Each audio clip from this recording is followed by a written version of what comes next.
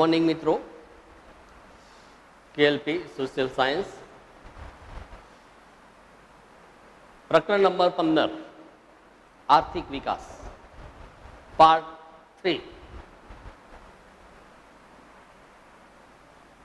આર્થિક અને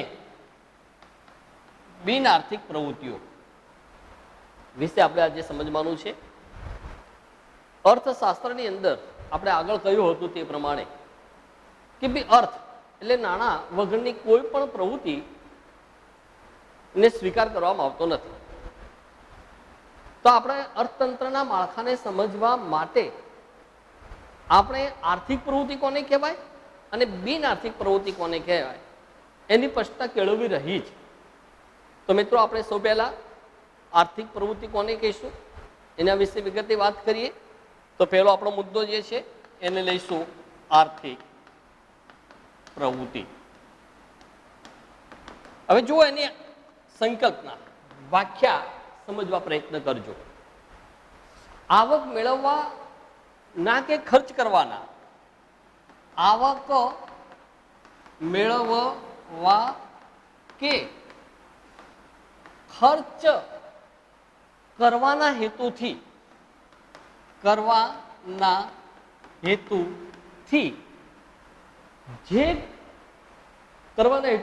જે કઈ પ્રવૃત્તિ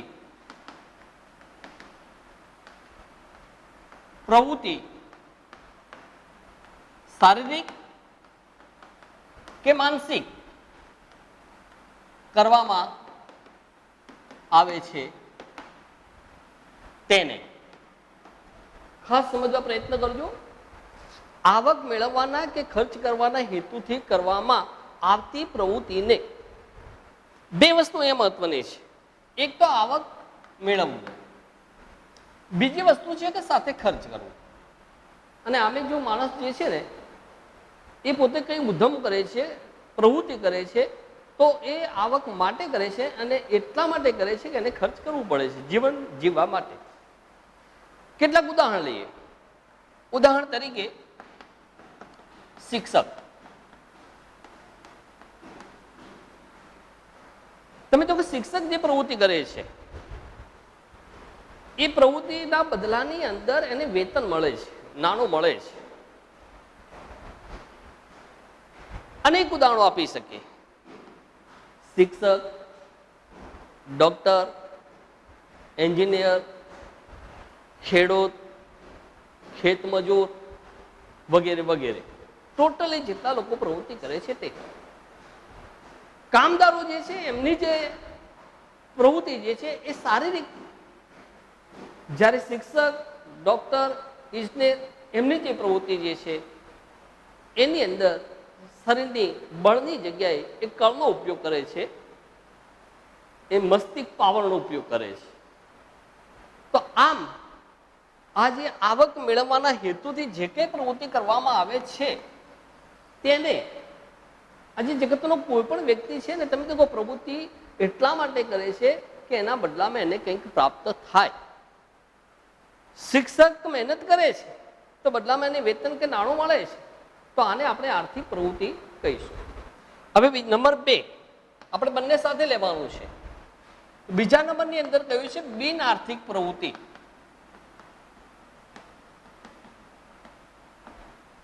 હવે એક બાજુ આપણે એમ કહીએ છીએ કે ભાઈ અર્થશાસ્ત્રની અંદર નાણાંની આપલે લેવેચ થાય ને તો જ, પરંતુ કેટલીક એવી પણ પ્રવૃત્તિઓ જે છે કે જેની અંદર નાણાંની આપલે થતી નથી.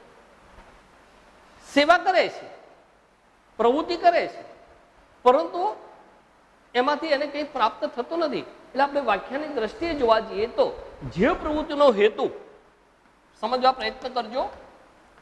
જે પ્રવૃત્તિનો હેતુ આવક મેળવવાનો કે ખર્ચ કરવાનો નથી. અહીં શબ્દ ખાસ ધ્યાન રાખજો. આવક મેળવવાનો કે ખર્ચ કરવાનો હેતુ નથી. એને કોઈ પ્રત્યક્ષ બદલો મેળવવાનો હેતુ નથી. ઉદાહરણ તરીકે આપણે આપી શકીએ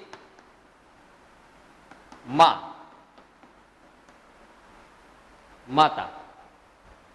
જો કે માં જે છે એ પોતાના બાળકને ઉછેરવા માટે કેટલી સખત પરિશ્રમ, મહેનત, દિવસ રાત, પરંતુ આવક મેળવવા માટે પ્રવૃત્તિ કરતી નથી.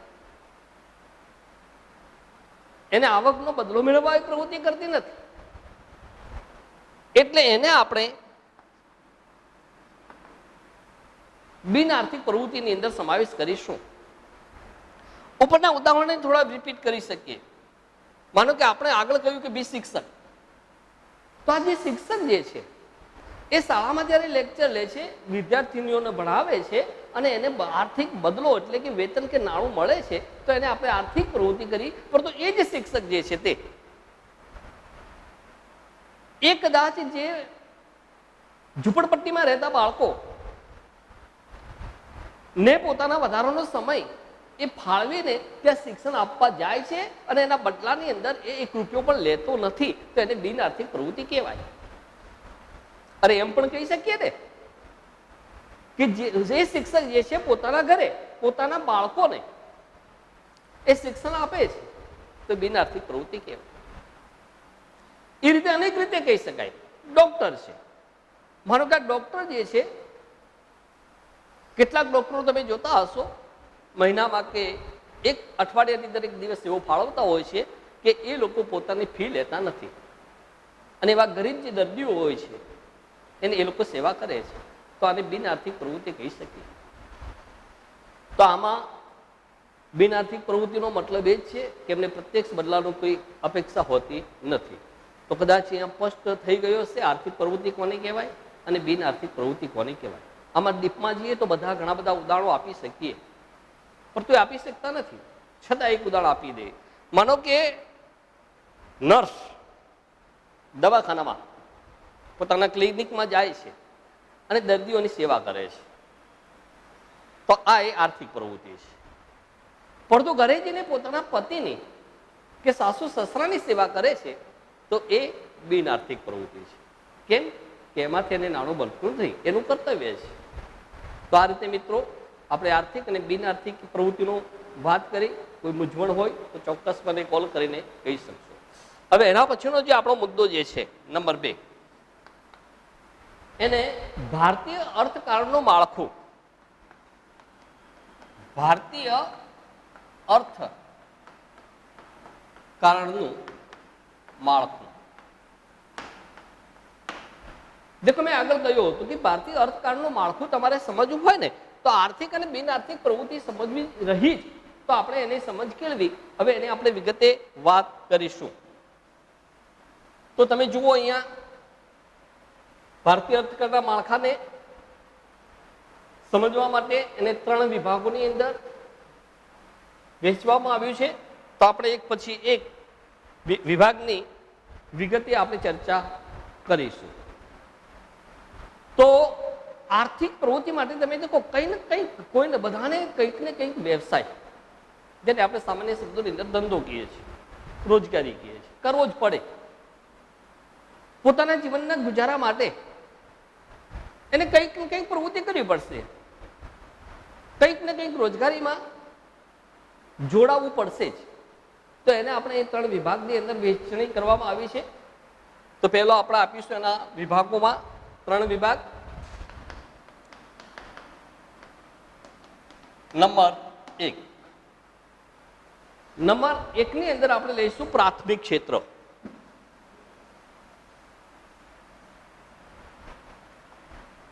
પ્રાથમિક ક્ષેત્ર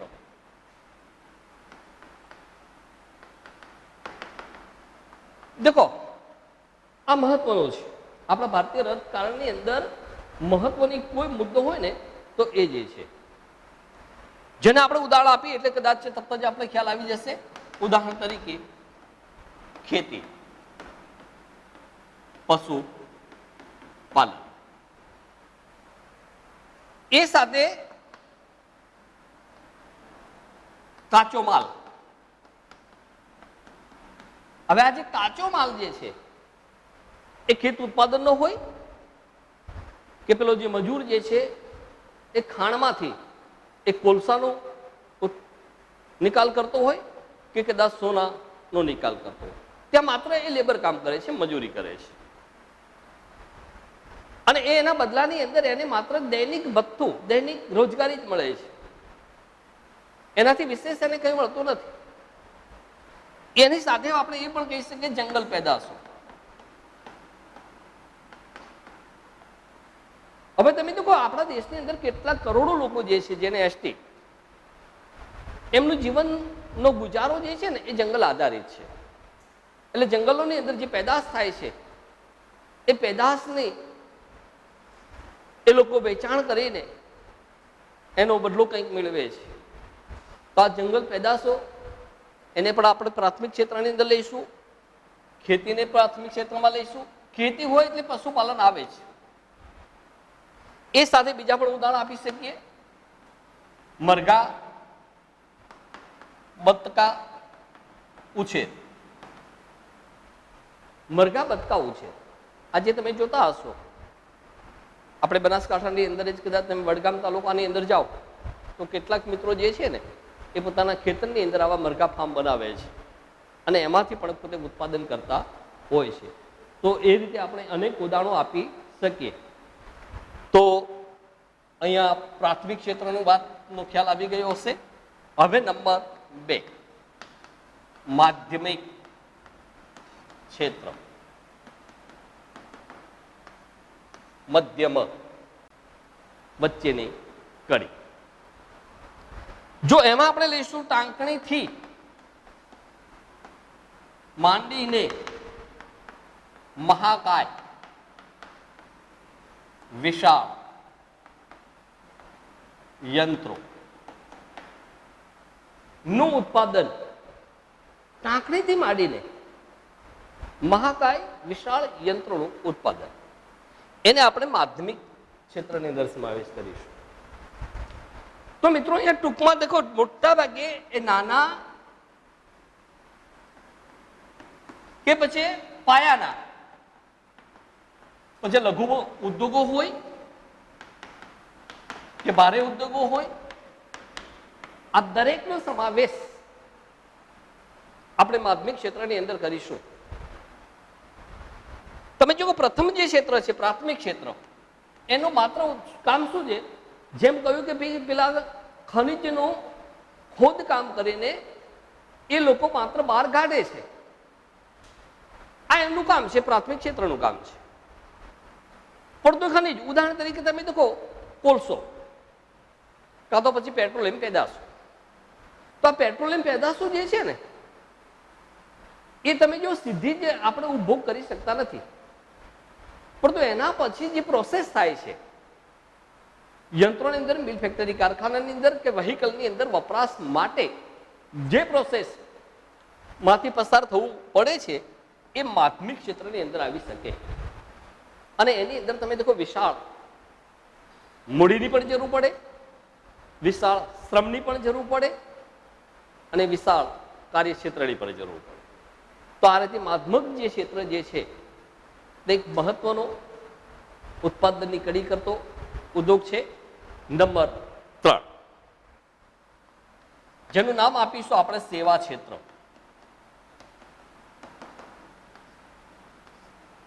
મિત્રો, વિદ્યાર્થીઓ ખાસ અહીંયા ધ્યાન રાખજો. અહીંયા જે સેવા શબ્દ જે છે, આજે આપણા ભારત દેશની અંદર જે સેવાનો સામાન્ય અર્થ કરે છે એના કરતા અર્થશાસ્ત્ર કંઈક અલગ વાત કરે છે. અહીં સેવા એટલે મફત નથી.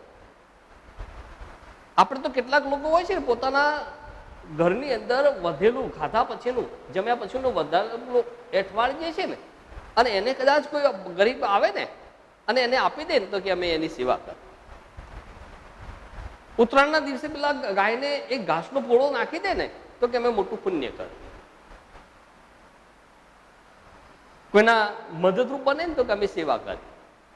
તો સેવાનો અર્થ સામાન્ય વ્યવહારની અંદર કંઈક અલગ કરવામાં આવે છે, અર્થશાસ્ત્રની પરિભાષાની અંદર સેવાનો અર્થ અલગ કરવામાં આવે છે. એના ઉદાહરણો દ્વારા આપણે સમજવા પ્રયત્ન કરીશું. ઉદાહરણની અંદર તમે જુઓ, આપણે પહેલા લઈશું વ્યાપાર, બીજા નંબરમાં લઈશું સંદેશા વ્યવહાર, એ સિવાય અનેક માર્ગો, હવે માર્ગોની અંદર તમે જુઓ, એ જમીન માર્ગ હોય, હવાઈ માર્ગ હોય કે દરિયાઈ માર્ગ હોય, આ બધા જ એની અંદર એનો સમાવેશ થશે. એ સિવાય તમે જુઓ શિક્ષણ. આ શિક્ષણ જે છે ને એ પણ સેવામાં આવે છે. આગળ જ ઉદાહરણ આપણે આપ્યું હતું આર્થિક પ્રવૃત્તિની અંદર શિક્ષકનું. તો આ જે શિક્ષક જે છે ને એ તમે દેખો સેવા એ મફત કરતો નથી. એ જે કંઈ કરે છે ને પ્રવૃત્તિ એમાંથી એને આર્થિક બદલો મળે છે. પરંતુ કેટલાક શિક્ષકો જે છે માત્ર વ્યવસાયિક ધંધાની દ્રષ્ટિએ નહીં, પરંતુ પોતાનો એક કર્મ માને છે અને પોતાનો દિલ અને દિમાગનો ત્યાં નિચોડ આપી દે છે. સર્વસ્વ એ ખર્ચી નાખે છે. તો આ રીતે શિક્ષણને પણ આપણે સેવાની અંદર સમાવેશ કરીશું. આજે આપણે કમનસીબી એ કહેવાય કે ભારતની અંદર શિક્ષણ એ વ્યાપાર બનતો જાય છે. આજે તમે દેખો આપણે કોરોના વાયરસની પરિસ્થિતિમાંથી દિન પ્રતિદિન નીકળતા જાય છે, ત્યારે કેટલીક મોટી શાળાઓની અંદર, મહાનગરોની અંદર કેટલાક સંગઠનો અને વાલીઓ આંદોલનો કરે છે ફી માફ કરવા માટે. કેમ કે આ પરિસ્થિતિની અંદર વ્યવસાયો બધા બ્લોક થઈ ગયા છે, આવક ઘટી ગઈ છે, બાળકને ભણાવીને ચાલશે નહીં. પરંતુ શાળા સંચાલકો કેન પ્રકારે એની પાસેથી જે ફી વસૂલ કરવા માટે પ્રયત્ન કરે છે, એટલે સરકારના વિરુદ્ધમાં એ કહે છે કે ભાઈ આ ફી અમને માફી આપો. ચલો, એ ક્ષેત્રમાં આપણે જવું નથી, સરકારનો પ્રશ્ન છે, સોલ્વ કરશે. એ રીતે તમે જુઓ આરોગ્ય, શિક્ષણ પછી આરોગ્ય. આ આરોગ્ય છે ને એ પણ મહત્વની સેવા છે. વિશ્વના આજે વર્તમાન પત્રની અંદર મેં કેટલાક આંકડા જોયા, તો વિશ્વના અનેક દેશોની સરખામણીમાં આપણે ભારતની અંદર જ્યાં કોરોના વાયરસનું ટેસ્ટિંગ થવું જોઈએ એ ટેસ્ટિંગ થતું નથી, અને એના કારણે દિન પ્રતિદિન એના કેસો વધતા જાય છે. કારણ એ છે કે આપણી પાસે એટલા સાધનો નથી, એટલો આરોગ્ય લક્ષી આપણી પાસે સ્ટાફ નથી. તો આરોગ્યની જે સેવાઓ જે છે એ સેવાઓ પણ આપણે સેવા ક્ષેત્રની અંદર એનો સમાવેશ કરીશું. એ સિવાય તમે જો બેંકો, આજે આ બેંકો જે છે, આ બેંકો ને પણ સેવા ક્ષેત્રની અંદર સમાવેશ કરવામાં આવ્યો છે. એની સાથે આપણે દેખો વીમા કંપનીઓ, એનો પણ સમાવેશ આની અંદર કરવામાં આવ્યો છે. તો આમ જનરલ આપણે જોવા જઈએ તો લગભગ તમે જુઓ આજે ભારતની અંદર મુખ્ય મુદ્દાની દ્રષ્ટિએ જોવા જઈએ તો જે પ્રાથમિક ક્ષેત્ર જે છે એનો આપણે અર્થકારક ક્ષેત્રની અંદર પ્રભુત્વ જબરદસ્ત છે. કેમ કે આજે મોટાભાગના 60% જે લોકો જે છે ને એ પોતાના જીવનનું ગુજરાન જે ચલાવે છે તો આ પ્રાથમિક ક્ષેત્રની અંદરથી એને ચલાવે છે. પરંતુ હવે કંઈક સમય બદલાયો છે અને એ સમયના અનુસંધાનમાં આ ડિજિટલ યુગની અંદર, યંત્ર યુગની અંદર, કમ્પ્યુટર યુગની અંદર તમે જો સેવા ક્ષેત્રનો પ્રભુત્વ વધવા લાગ્યું છે. આજે સામાન્ય બાળક કે દીકરી ધોરણ 10 પાસ કરે, સારો એવો કોમ્પ્યુટરનો કોર્સ કરે તો સહજ એને કોઈને કોઈ જગ્યાએ જોબ મળી જાય છે. અને આની અંદર હજારો ને લાખો કરોડો લોકો રોકાયેલા છે, એમાંથી એમને પોતાની રોજગારી મળે છે, રોટલો મળે છે. તો આમ જનરલ આપણે જોવા જઈએ તો વિકાસશીલ દેશોની અંદર તમે જો પ્રાથમિક ક્ષેત્રનો પ્રભુત્વ છે, પરંતુ હવે દિન પ્રતિદિન નંબર 3 સેવા ક્ષેત્રનું પ્રભુત્વ વધતું જાય છે. છતાં અહીંયા એક મારી સોચ એ છે કે આપણે જે લઘુ ઉદ્યોગો જે છે, કુટીર ઉદ્યોગો જે છે, એ ઉદ્યોગોના પ્રત્યે પણ સરકારે થોડું લક્ષ્ય આપવું જોઈએ. તો આ રીતે આપણે અર્થકારણના માળખાની વાત કરી. મિત્રો, હવે એના પછીનો આપણો જે મુદ્દો જે છે એને વિગતે વાત કરીશું.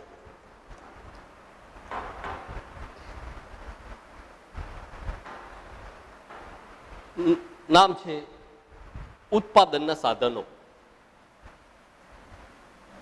હવે દેખો, ઉત્પાદનના સાધનો આગળ પણ આ આખો પાઠ જે છે ને અર્થશાસ્ત્રની દ્રષ્ટિએ ખૂબ જ મહત્વનું છે.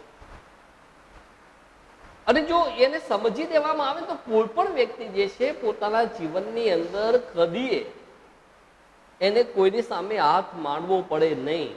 અર્થશાસ્ત્ર સમજાવે છે કે ભાઈ નાણાંનો કેવી રીતે ઉપયોગ કરવો, પોતાની પાસે જે સાધનો છે એ સાધનોનો ક્યાં કેવી રીતે ક્યારે ઉપયોગ કરવો એ સમજાવે છે.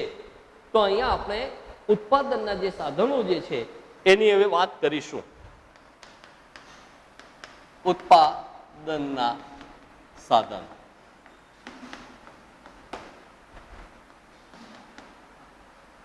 મિત્રો, કોઈ પણ દેશ ની અંદર બે વસ્તુ છે. એક કુદરતી સંપત્તિ અને બે માનવ સંપત્તિ. હવે તમે જોજો, અહીંયા કદાચ હું કંઈક અલગ રીતે વાત કરું છું. આપણા દેશના જે આયોજકો છે, વહીવટકર્તાઓ જે છે, કે જે ધુરા સંભાળનાર વ્યક્તિઓ જે છે, એ લોકો ધર્મ કર્મની વાતો કર્યા કરતા માત્ર ને માત્ર એમને એક કામ કરવાનું છે કે ભાઈ આપણા દેશની અંદર આ કુદરતી સંપત્તિ કેટલી છે અને એ કુદરતી સંપત્તિ જે છે એની અંદર આ માનવ શ્રમ કે સંપત્તિનો ઉપયોગ કરીને માનવ જીવનનો જીવન ધોરણ ઊંચું આવે એના માટે ક્યાં કેવી રીતે અને ક્યારે સાધનનો ઉપયોગ કરવો ને એનું જ પ્લાનિંગ, એનું જ જો આયોજન કરે ને તો ચોક્કસ આપણા દેશ જે છે એ આર્થિક વિકાસની હરણફાળમાં આગળ વધતું જવાનું જ છે. પરંતુ એવું કંઈ જોવા મળતું નથી. હવે તમે જુઓ, ઉત્પાદનના જે સાધનો જે છે એની અંદર નંબર 1 આપીશું જમીન. અહીંયા તમે જો ઉત્પાદન શબ્દ સમજવા પ્રયત્ન કરજો, થોડું અલગ રીતે વિચારીએ. હવે ઉત્પાદન એટલે ઉદાહરણ તરીકે પેલો ખેડૂત છે.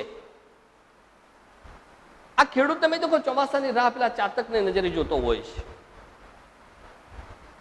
ક્ષિતિજે દૂર દૂર નજર નાખતો હોય છે અને કોણ જાણે કેમ આ વર્ષે વરસાદ આગતાળીને રે વહી ગયો છે. એના માટે ગુજરાતીમાં એક કહેવત છે, અષાઢની આશાએ આખલા માર્યા અને અષાઢ કોરો ધાકોર. આજે અષાઢ કોરો ધાકોર જઈ રહ્યો છે.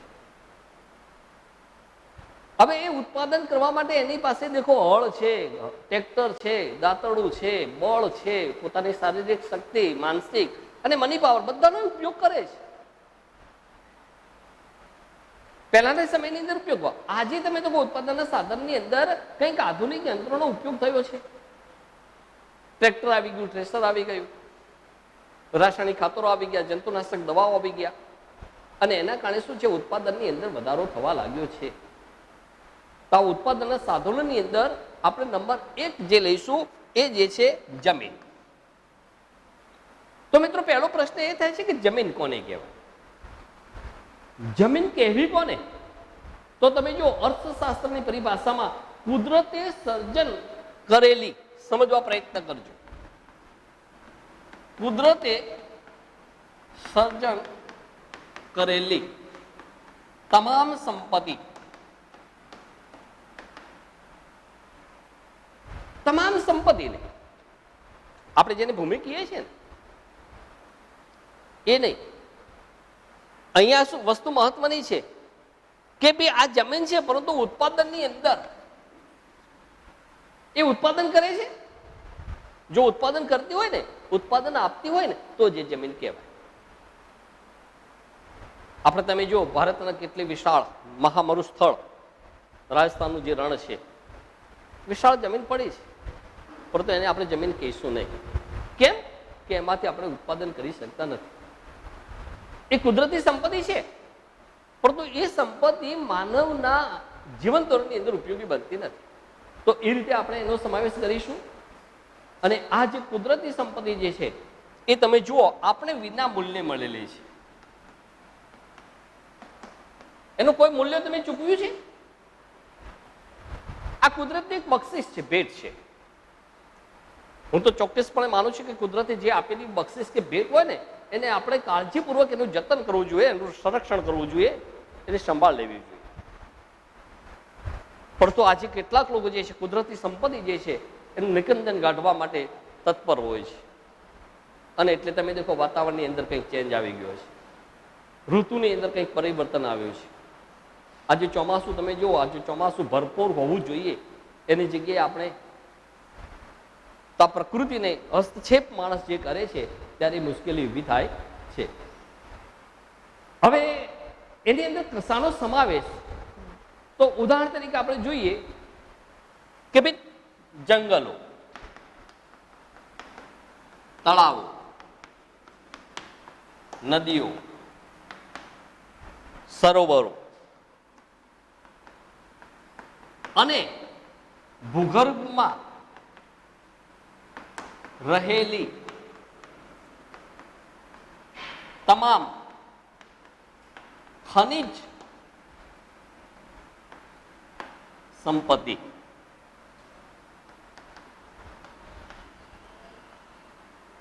देखो ये जमीन આપણે વ્યાખ્યા સ્પષ્ટ કરી રહ્યા છે. ટૂંકમાં देखो ઉત્પાદનની અંદર એ વધારો કરે છે. એટલે તમે જો અહીંયા કે કુદરતે સર્જન કરેલી તમામ સંપત્તિને, અને એ સંપત્તિ તમામ જે છે આપણે કુદરત તરફથી વિના મૂલ્યે મળેલી છે.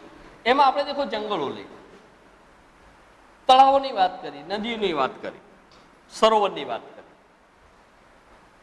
અને ભૂગર્ભમાં રહેલી તમામ સંપત્તિ સાથે ભૂગર્ભની ઉપર એટલે કે ભૂપૃષ્ઠ ઉપર, પૃથ્વી ઉપર આવેલી જે બધી સંપત્તિ જે છે તે, એને આપણે જમીન કહીશું. તો એ રીતે દિન પ્રતિદિન એનું પ્રમાણ વધતું જાય છે. તો આ રીતે હવે ઉત્પાદનનું સાધન નંબર 2, આ 2 જે છે એને આપણે મૂડી. હવે મૂડી કોને કહેવાય, હું ટૂંકમાં સમજાવવા પ્રયત્ન કરીશ. તો એને ઉત્પાદન, દેખો આમ તો મૂડી એટલે આપણી પાસે કોઈ પણ ધન, માલ, મિલકત કે પછી જમીન જોડ્યું હોય છે એને પણ આપણે એને મૂડીની અંદર સમાવેશ કર્યો. મૂડી એટલે માત્ર હવે નાણું નહીં, ચલણ નહીં, પૈસો નહીં, સોનું ચાંદી નહીં. અર્થશાસ્ત્રની દ્રષ્ટિએ મૂડીને આપણે અલગ રીતે કરીશું. તો ઉત્પાદનની પ્રક્રિયામાં ઉપયોગમાં લેવામાં આવતા, ઉત્પાદનની પ્રક્રિયામાં સમજવા પ્રયત્ન કરજો. ઉત્પાદનની પ્રક્રિયામાં ઉપયોગમાં લેવા આવતા, ઉપયોગમાં લેવામાં આવતા એની અંદર તમે દેખો માનવ સર્જિત સાધનો, સર્જિત સાધનો. મિત્રો ખાસ સમજવા પ્રયત્ન કરજો. અહીં માનવ સર્જિત સાધનો છે. ઉત્પાદનની પ્રક્રિયામાં ઉપયોગમાં લેવામાં આવતા માનવ સર્જિત સાધનો જે છે એને મૂડી કહેવામાં આવે. એટલે ઉત્પાદનની પ્રક્રિયાની અંદર જો ઉપયોગમાં ના આવે ને તો એને મૂડી કહેવાય નહીં. તો એ પણ એક સરળ રીતે સમજવાની જરૂર છે. હવે એની અંદર તમે જુઓ, લગભગ આપણે જોઈએ તો કે યંત્રો, અનેક પ્રકારના ઓજારો, અનેક પ્રકારના ઓજારો જે છે તે, મકાનો જે છે, મકાનો, કાચો માલ, આને આપણે ઉત્પાદનમાં સમાવેશ કરી શકીશું. એક જનરલ ઉદાહરણ આપ્યું, મૂડી. દાખલા તરીકે ખેડૂત છે, આ ખેડૂતની પાસે ટ્રેક્ટર છે. તો એ ટ્રેક્ટર જે છે ને એની મૂડી છે. પરંતુ એ મૂડી ટ્રેક્ટર ક્યારે બને? એ ખેતરમાં પોતે ખેડવા માટે લઈ જાય છે કે ખેતરમાં લઈને જાય છે અને એની પાસેથી કંઈ કામ કરે છે ત્યારે એ વખતે એ જે ટ્રેક્ટર છે એની મૂડી બનશે.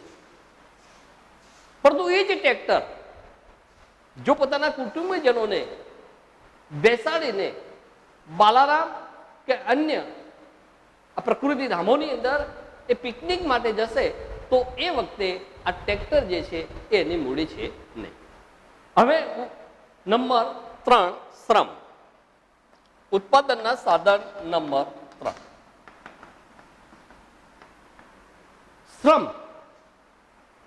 આજે ભણેલા ગણેલા યુવક યુવતીઓને મહેનત કરવી, પરસેવો પાડવો, મજૂરી કરવી એમાં શરમ આવે છે. પરંતુ આપણા વડીલો એમ કહે છે કે શરમ થોડે કરમ. દેખો, શરમ અને શ્રમ બે વસ્તુ અલગ છે. અને જે વ્યક્તિ શ્રમ કરે છે ને, પરસેવે સ્નાન કરે છે ને, એને ચોક્કસ સીધી વરે છે જ.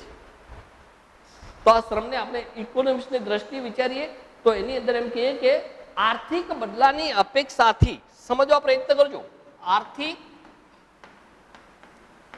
બદલાની અપેક્ષાથી કરવામાં આવતો શારીરિક કે માનસિક શ્રમ ને શ્રમની અંદર સમાવેશ કરવામાં આવશે. તો બે વસ્તુ લીધી છે. મેઇન વસ્તુ એ છે આર્થિક બદલાની અપેક્ષા. માનો કે હું આજે આ શ્રમ કરી રહ્યો છું તો આ જે મારો શ્રમ જે છે તે શારીરિક નથી, માનસિક શ્રમ છે. પરંતુ એના બદલાની અંદર મને વેતન મળે છે તો એને શ્રમ કહેવાય. પેલો જે અને શ્રમ અને શ્રમિક જે છે ને એ અવિભાજ્ય છે, એને અલગ કરી શકાય જ નહીં. શ્રમની કોઈ દિવસ બચત થાય નહીં. એટલે અહીંયા હું એક તમને સંદેશ આપવા પ્રયત્ન કરું છું. કેટલાક લોકો એમ કહે છે ને આવતીકાલે કરીશું. નહીં મિત્રો, તમે જો ઉત્પાદનના સાધનોનો બધી સાધનો જે છે એનો તમે સંગ્રહ કરી શકશો અને બચત કરી શકશો. પરંતુ એક શ્રમ જ એવી વસ્તુ જે છે કે જો તમે એનો ઉપયોગ નહીં કરો ને તો એ નષ્ટ થઈ જશે, નાશ પામશે. અને શ્રમ જેટલો કરશો ને તો તમને એનું વળતર મળશે મળશે ને મળશે. તો આ શ્રમ જે છે એક મહત્વની વસ્તુ જે છે અને એને આપણે સજીવ સાધન કહીએ છીએ. હવે નંબર 4 જે છે એને આપણે નિયોજક. નિયોજક. હવે નિયોજકની અંદર કેટલીક વખતે ઘણી બધી મિસ્ટેક પણ ઊભી થતી હોય છે.